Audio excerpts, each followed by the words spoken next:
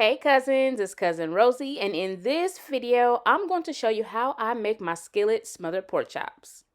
So to get started, I am at my chopping board here. I have some of my ingredients that we'll be using, and we're going to get started off with the pork chops, okay? So I already made sure that they were nice and clean, good to go. I'm using thin cut bone-in pork chops, okay?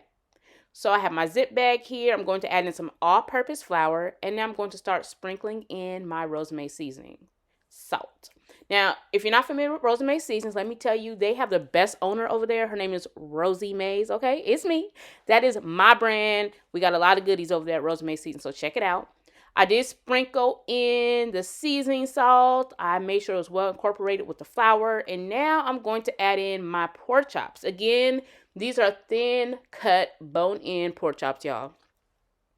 Let's shake that bag. We want to make sure that the pork chops are nicely coated with that seasoned flour. And there will be some leftover flour, okay? Just don't throw it away because we'll be using that later. Now I'm at my stovetop. I'm going to drizzle in my avocado oil. If you have a different oil that you want to use, you can certainly do so.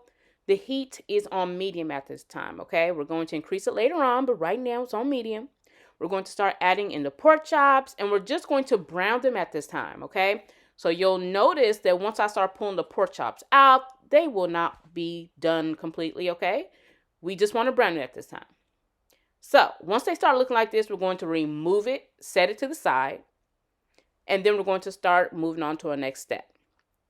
We still have a little oil in there. I'm going to toss in some onions, brown them, and now I'm going to add in some butter. This is salted butter. Make sure it's nice and melted. And once it is, we're going to grab that reserved seasoned flour that we had earlier, and we're going to sprinkle it on in, okay? So sprinkle that in there. Now we're going to mix and stir and all the other good stuff. And we're going to cook the flour until it reaches a nice brown color, just like so.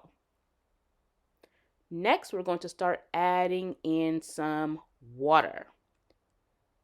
Do not think that you need some broth for this recipe. It's all seasoned up and good to go. All you need right now is some water.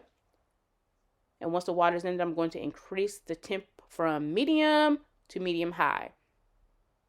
So at this point, the broth is going to thicken. You just want to stir just like I'm doing. You can do it faster. I'm just being dramatic with a little slow stir. And then once that broth starts to thicken, we're going to add the pork chops back in. But first, we're going to add in some mushrooms. I have some garlic as well that I'm going to add in at this time. And I'm going to sprinkle in some more of my seasoned salt. So again, this is my brand, Rosemary Seasonings.